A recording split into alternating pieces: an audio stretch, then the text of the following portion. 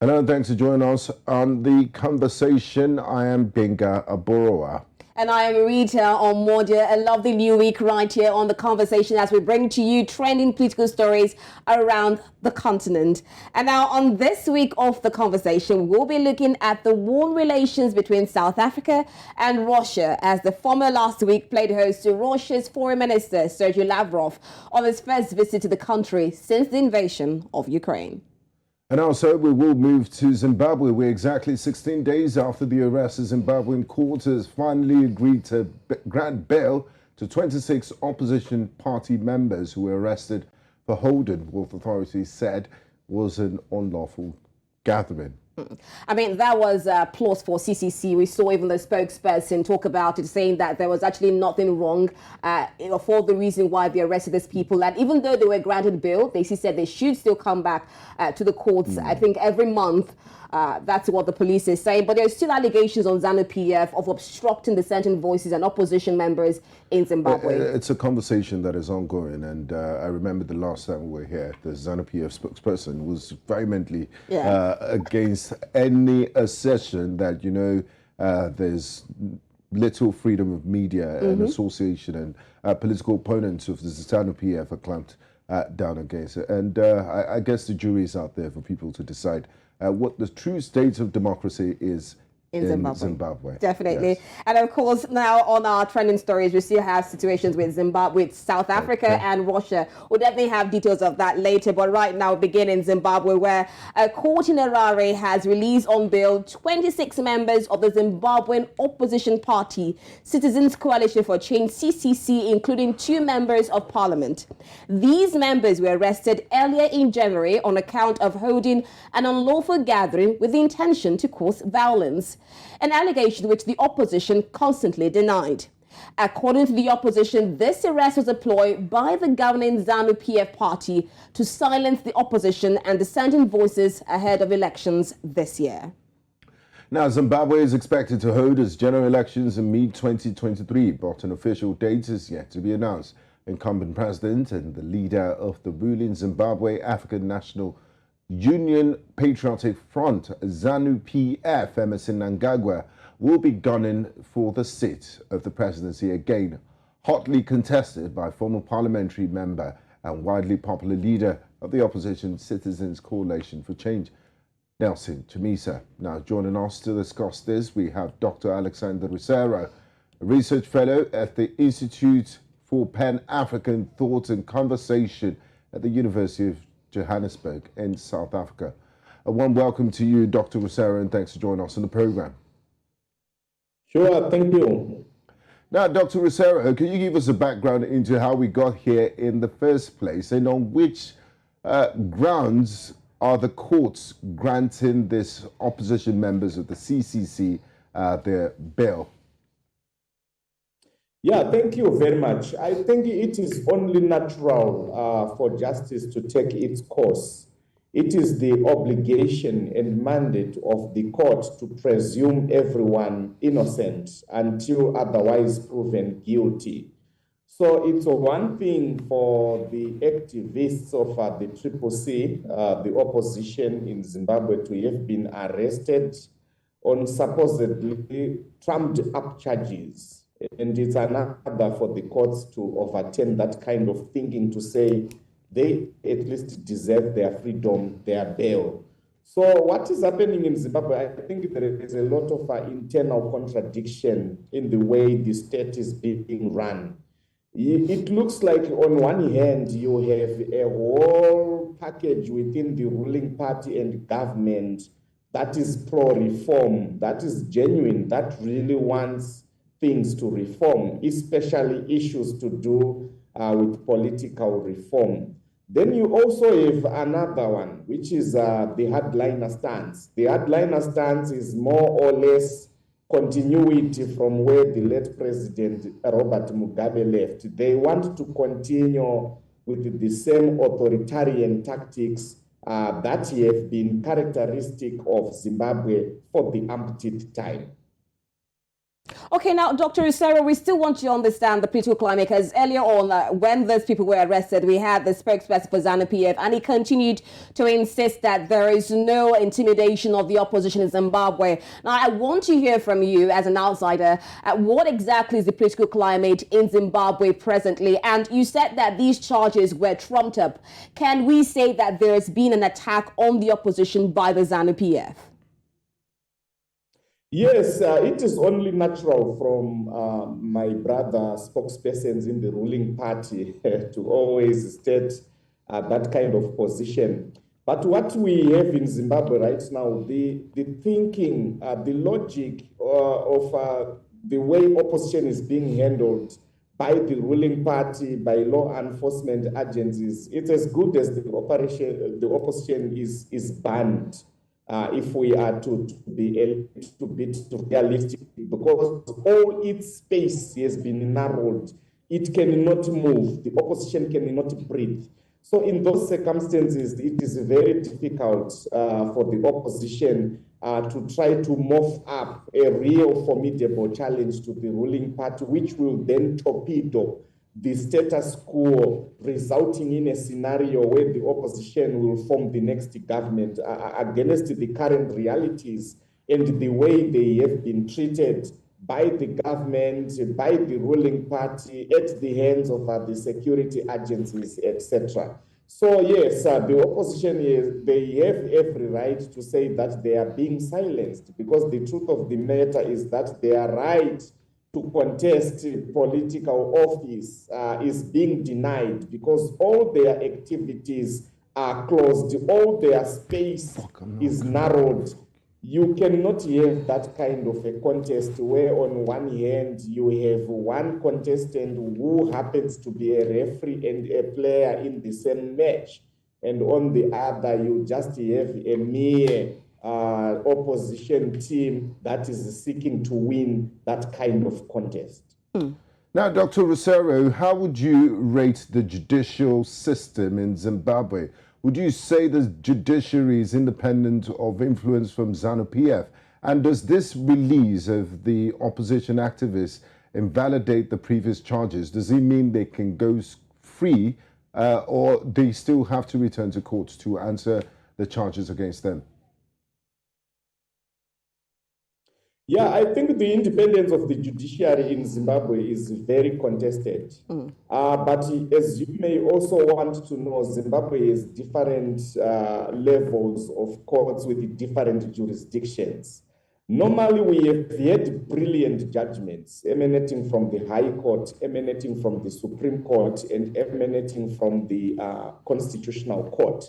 It is usually the magistrates' courts that have courted the ire of the whole world, the region, the country, because they normally offer some form of dubious rulings, if I may call them. So again, it also points to the issues of internal contradictions. I wouldn't want to say the judiciary is overly captured in Zimbabwe. But there are certain circumstances where you would realize that there are political pressures that are leading to certain judgments being churned out the way they will be churned. For example, the right for everyone to be granted bail, it is actually a constitutional right. There is no way you can sentence someone before the actual sentence, as has been the case with a firebrand opposition protagonist who has been languishing in prison for more than 4 months now in form of Honorable Job Sikala. It's unheard of in the circumstances where the convicted person is yet to be sentenced, but is somehow already serving a sentence prior to the delivery of the judgment. Now, still talking about certain sentences, judicial sector, we have another sector which is an ally of judicial sector, which of course is the legal sector. Now, we see Harare lawyer Kudzai Kazere, who was on January 15 arrested and charged with escaping from police custody and criminal nuisance.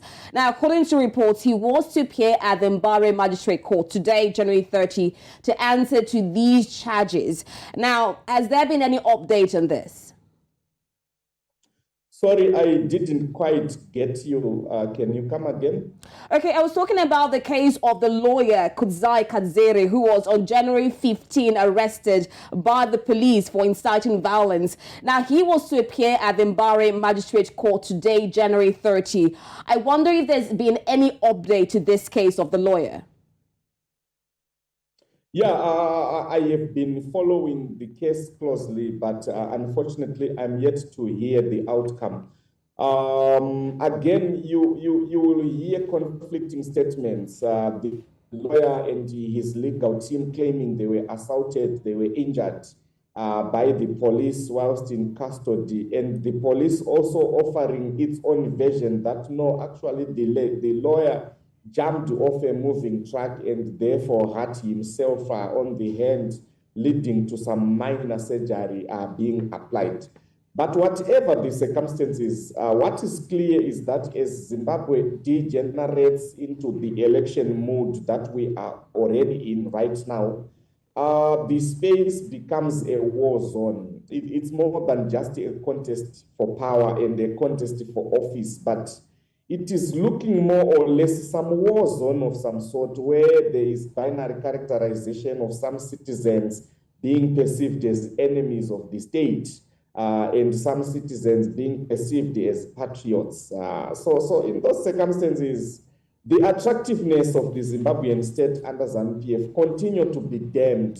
At times, we tend to attract unnecessary scrutiny from the international community, from everyone who has got an appetite to bash Afrocentric approaches to democracy, to electoral democracy, because of the way we will be doing things ourselves.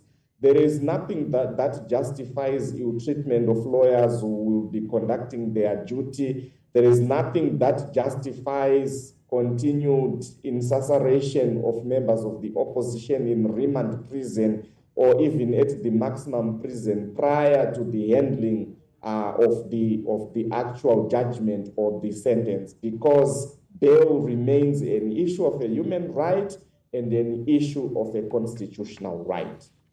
Now, Dr. Rosero, talking about human rights and constitutional rights, is a few months to the general elections. We know how very agitated people get when it comes to electoral matters in Africa, not just in Zimbabwe. How would you describe the political atmosphere in Zimbabwe as we inch towards the elections? And would you say civil society organizations and the threat of sanctions to those who do not respect the fundamental human rights of ordinary Zimbabweans would act as a deterrent to those who are perpetrating these abuses and not respecting the principles of democracy? Yeah, I have argued on this platform and several others, and I will reiterate my argument again that there is no moral justification from any other state to sanction another state primarily on the basis of issues that will be unfolding in that internal state. There is this concept of sovereignty. I think it makes sense. What is more important is for Zimbabwe and Zimbabweans to realize that whatever is good should be good for their own country. Whatever is bad, Zimbabweans should be at the forefront of defining what is bad for them, as opposed to outsiders drawing a demarcation for that. Because again, this can be used as ammunition, and it also gives credence to ZANU-PF. Sorry, Professor, if I may interrupt you here. There's a principle called responsibility to protect. We saw it being used by the United Nations Security Council. Responsibility to protect was used, it has been a facade. Responsibility to protect was used in Libya. It was actually a facade aimed at toppling Muammar Gaddafi, and up to now, whereas it was supposed to protect citizens, Libya is a stateless state as we are speaking.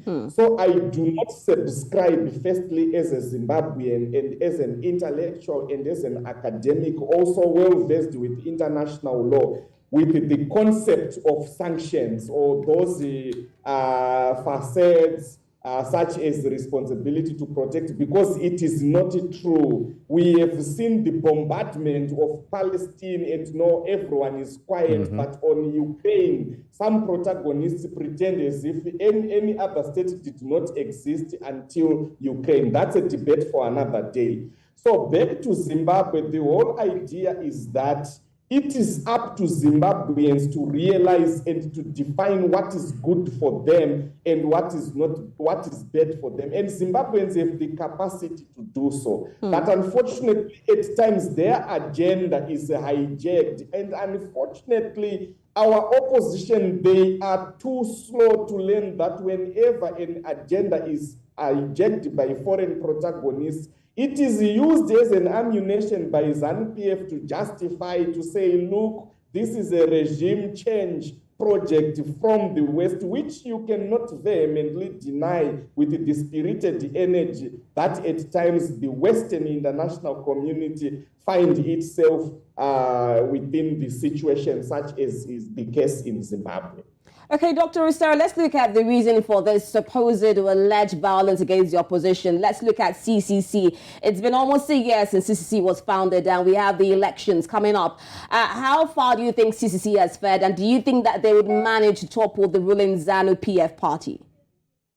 No, even when you have an uneven political space, there are a lot of things that leave a lot to be desired in as much as the CCC formation, intent, character, and image are concerned. Up to now, we only know that there is Nelson Chamisa, who is the leader of the CCC, but even his leadership has not been operationalized legally by way of a Congress, by way of a constitution. So that party, in practical terms, it exists in name, but not in character and form, because there is nothing that defines it. Those are some of the issues, problematic issues, when we are talking about real politics, real praxis, where you have a party without defined structures, defined leadership, defined line of command, everything is central. Sorry, Dr. Rousseau. If you're talking about defined leadership, then why does it seem as if the ZANU-PF party is afraid of the CCC, or is just an attack on general opposition? Because it seems like there's a fear going on if you're saying that the leadership of the CCC is not defined.